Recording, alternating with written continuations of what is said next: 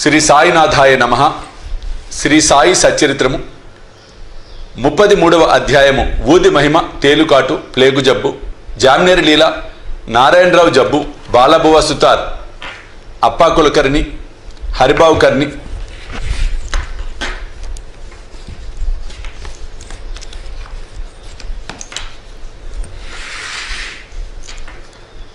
గత అధ్యాయంలో గురువు మహిమను వర్ణించితిమి. ఇందులో ఊది మహిమను వర్ణించదము.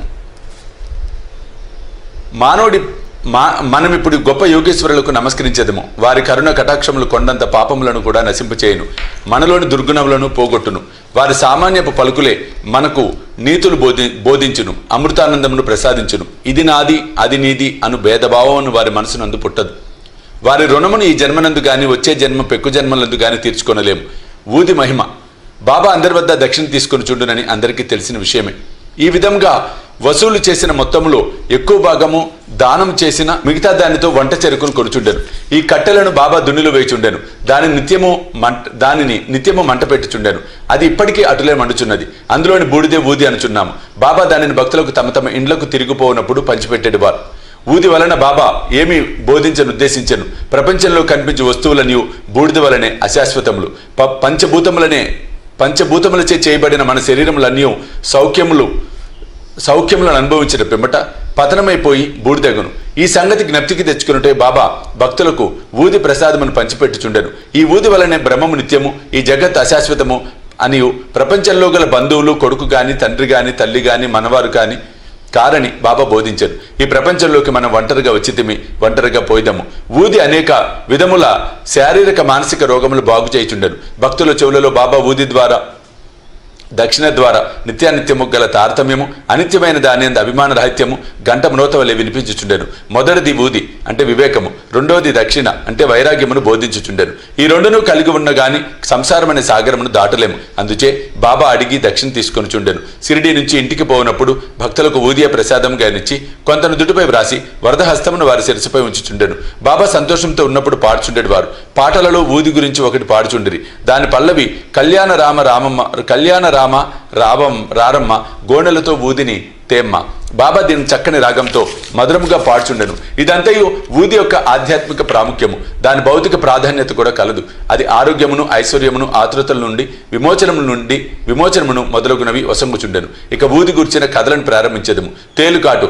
నాసిక్ నివాసికు నారాయణమూర్తి రామ్జాని అన్నతడు బాబా భక్తుడు. అతడు రామచంద్ర వామన మోదక్ అను బాబా భక్తుని వద్ద ఉద్యోగం చేయుచుండెను. అతడు ఒకసారి తన తల్లితో షిరిడీకి పోయి బాబాను దర్శించెను. అప్పుడు స్వయంగా బాబా అతడు మోదక్ సేవను మాని తాను సొంతంగా వ్యాపారం పెట్టుకొనవలనని చెప్పాను. కొన్ని దినముల తర్వాత బాబా మాట సత్యమాయను. నారాయణ జాని ఉద్యోగం మాని స్వయంగా ఆనందాశ్రమం అని హోటల్ పెట్టాను. అది బాగా వృద్ధి చెందను. ఒకసారి ఈ నారాయణరావు స్నేహితునికి తేలు కుట్టాను. దాని బాధ భరింపరానంత ఉండెను. అటువంటి విషయంలో ఊది బాగా పనిచేయను. నొప్పి ఉన్న చోట ఊదిని రాయవలను. అందుచే నారాయణ ఊది కొరకు వెతికెను. కానీ అది కనిపించలేదు. అతడు బాబా పట్టం ముందర నిలిచి బాబా సహాయం కోరి బాబా నామజపం చేసి బాబా పట్టం ముందు రాలిపడిన అగరబత్తి బూడిదను చిటికెడు తీసి దానిని ఊదిగా భావించి నొప్పి ఉన్న చోట రాశాను.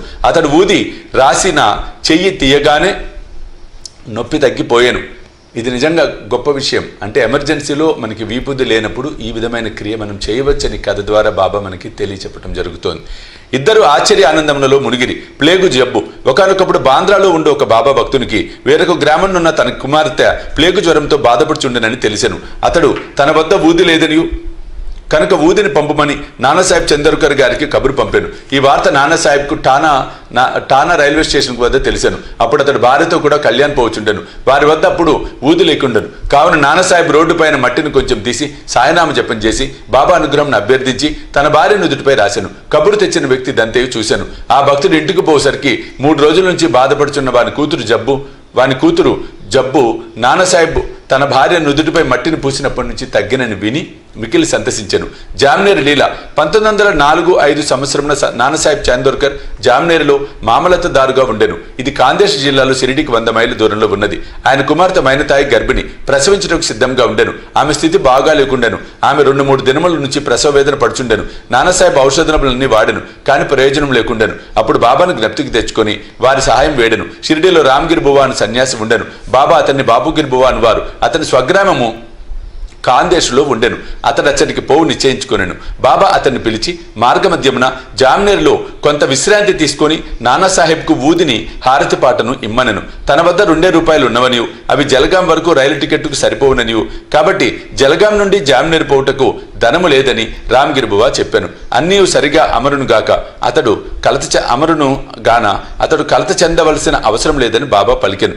శ్యామాను పిలిచి మాధవట్కర్ రచించిన హారతిని వ్రాయమనను. హారతి పాటను ఊదిని రామగిరి బువాకిచ్చి నానాసాహెబ్కు అందచేయమని చెప్పాను. బాబా మాటలపై ఆధారపడి రామగిరి బువా షిరిడి విడిచి రాత్రి 2:30 గంటలకు జలగాం చేరెను. అతడికి చేరినప్పటికీ అతని చెంత 2 అణాలు మాత్రమే ఉండెను. కాబట్టి కష్టదశలో ఉండెను. అప్పుడే ఎవరో బాబుగిరి బువా ఎవరు అని కేకవేచుండిరి. బువా అతడికి పోయి తానే అని చెప్పాను. నానాసాహెబ్ పంపించారని చెప్పుచూ ఆ బంట్రోద్ బువాను ఒక చక్కటి టాంగా వద్దకు తీసుకుని పోయాను. దానికి 2 మంచి గుర్రములు కట్టి ఉండెను. ఇద్దరు అందులో కూర్చుండి బండి వదిలిరి. టాంగా వేగముగా పోయెను. తెల్లవారుజామున టాంగా ఒక సెలయర్ వద్దకు చేరెను. బండి తోలువాడు గుర్రములను నీళ్లు త్రాగించుటకు తీసుకుని పోయెను. బంట్రోద్ రామగిరి బువాను పలహారం చేయమని పలహారపు దినుసులను పెట్టెను. గడ్డము మీసములున్న ఆ బంట్రోద్ బట్టలు చూసి రామగిరి బువా అతడు మహమ్మదీయుడని సంశయించి పలహారం తినుకుండెను. కానీ ఆ బంట్రోద్ తాను హిందువుడని గర్వాల్ దేశపు క్షత్రియుడని నానాసాహెబ్ ఆ పలహారమును పంపిన కాన తినుటకెట్టి సంశయము వలదు అనెను. అప్పుడిద్దరూ కలిసి పలహారం చేసిరి. ఉషాకాలమున జామ్నేర్ చేరిరి. ఒంటికి పోసుకున్నట్టుకే రామగిరి బువా టాంగా దిగి 2-3 నిమిషంలో వచ్చెను. తిరిగి వచ్చేసరికి టాంగా గాని తోలువాడు గాని బంట్రోత్ గాని లేకుండిరి. బాపుగిరి బువా నోటి వెంట మాట రాలేదు. దగ్గరున్న కచేరీకి పోయి అడుగగా నానాసాహెబ్ ఇంటి వద్దనే ఉన్నట్లు తెలిసాను. అతడు నానాసాహెబ్ గారి ఇంటికి వెళ్లి తాను షిరిడి సాయిబాబా వద్ద నుంచి వచ్చినట్లు చెప్పాను. బాబా ఇచ్చిన ఊది హారతి పాట నాన్నకు అందజేశాను. మైనతాయి చాలా దుస్థితిలో ఉండెను. అందరూ ఆమె గురించి ఆందోళన పడుచుండిరి.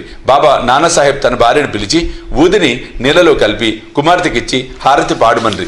బాబా మంచి సమయంలో సహాయమును పంపెను అనుకొనిరి. కొద్ది నిమిషములలో ప్రసవం సుఖముగా జరిగినని వార్త వచ్చెను. గండం గడిచినదని చెప్పిరి.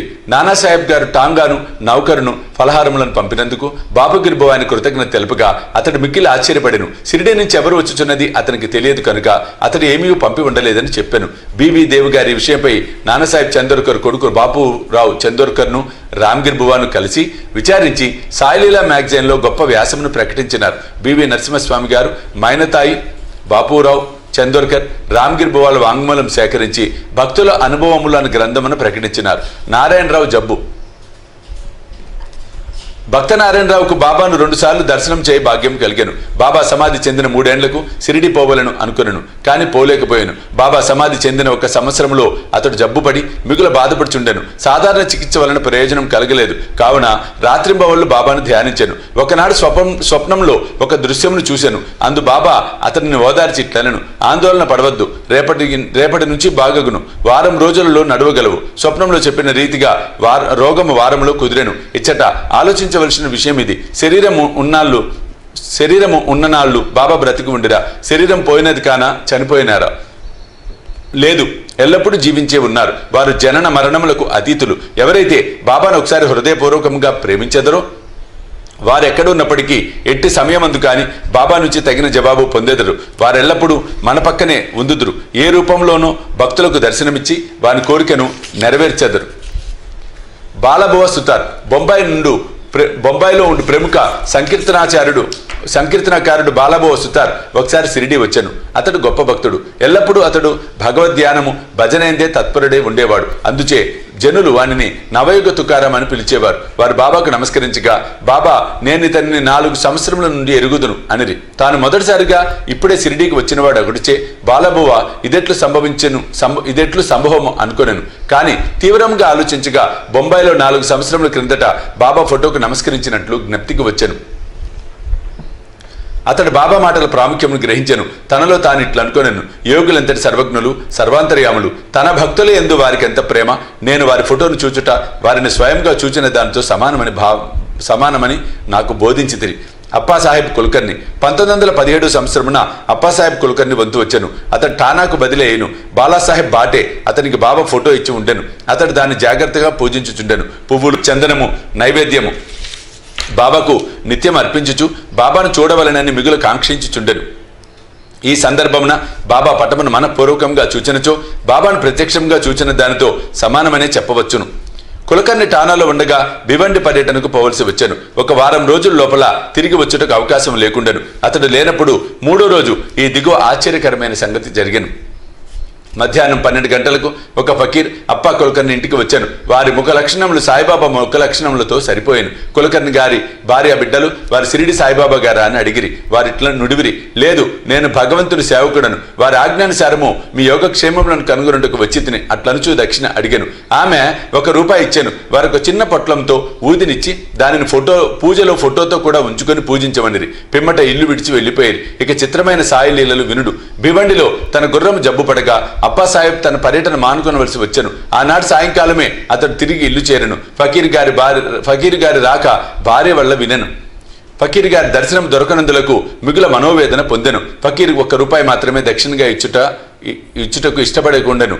తానే ఇంటి వద్ద ఉన్నచో ₹10 తక్కువ కాకుండా దక్షిణ ఇచ్చి ఉండేదను అనుకొనెను. వెంటనే ఫకీరును వెతుకుటకై బయలుదేరును.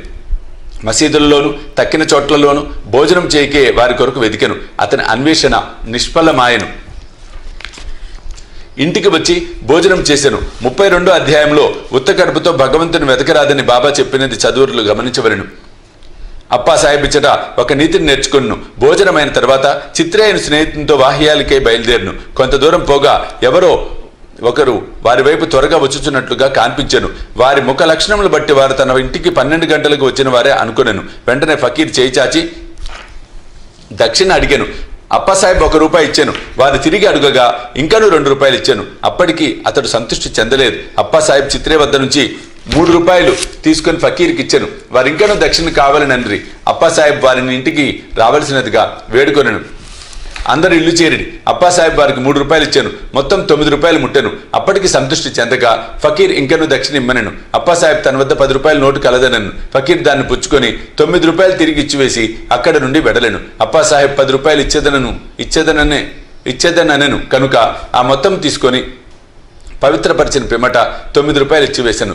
9 సంఖ్య చాలా ముఖ్యమైనది. అది నవవిధ భక్తులను తెలియజేయను. బాబా లక్ష్మీబాయి సింధేకు ₹9 సమాధి సమయం అందించింది. అప్పా సాహెబ్ ఊది పొట్లము విప్పి చూశాను.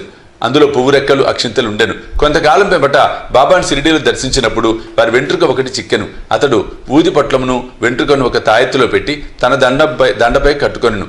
అప్పా సాహెబ్ ఊది ప్రభావం గ్రహించెను. అతడు మిక్కిలి తెలివైనవాడు. అప్పటికి నెలకు ₹40 మాత్రమే జీతం దొరుకుచుండెను. బాబా ఫోటోను ఊదిని పొందిన తర్వాత ₹40 ఎన్నో రెట్ల ఆదాయం వచ్చెను. మంచి పలుకుబడి అధికారము లభించెను. ఈ లౌకికమైన కానుకలేగాక దైవభక్తి కూడా అభివృద్ధి చెందెను. కావున బాబా ఊదిని పొందు భాగ్యం కలవారు స్నానం చేసిన పిమ్మట ఊదిని నుదుట రాసుకొని కొంచెం నీటిలో కలిపి బాబా పవిత్రమైన తీర్థంగా భావించి పుచ్చుకొనవలెను. హరిబాబు కర్ణిక్ ఠానా జిల్లా దహను గ్రామం నుండి హరిబాబు కర్ణిక్ అను అతడు 1917వ సంవత్సరంన గురు పౌర్ణమి నాడు షిరిడీకి వచ్చి బాబాను తగిన లాంఛనములతో పూజించెను. వస్త్రములు దక్షిణ సమర్పించెను. శ్యామ ద్వారా బాబా సెలవు పొంది మసీదు మెట్లు దిగెను. అప్పుడే ఇంకొక ₹1 బాబాకు దక్షిణ ఇవ్వవలని తోచి మసీదు మరలెక్కుచుండగా బాబా సెలవు పొందిన పిమ్మట తిరిగి వెనుకకు రారాదని విని ఇంటికి బయలుదేరును. మార్గమధ్యమున నాసిక్లో కాళారాముని మందిరం ప్రవేశించి దర్శనం చేసుకుని వెలుపలికి వచ్చుచుండగా నరసింగ మహారాజ్ అని యోగి తన శిష్యులను విడిచి లోపల నుండి బయటకు వచ్చి హరిబాబు ముంజేతిని పట్టుకొని నా ₹1 నాకిమ్ము అనెను. కర్ణిక్ మిగులు ఆశ్చర్యపడెను. ₹1 సంతోషంగా ఇచ్చి సాయిబాబా ఈ విధంగా తానివ్వ నిశ్చయించుకున్న ₹1 నరసింగ మహారాజు ద్వారా గ్రహించెను అనుకొనెను. యోగేశ్వర్లందరూ ఒకటే అనియు ఏకాత్మ భావంతో కార్యములు ఒనరుతునని ఈ కథ తెలియచెప్పుచున్నది. 33వ అధ్యాయం సంపూర్ణము. సద్గురు శ్రీ సాయినాథ్ అర్పణమస్తు. శుభం భవతు.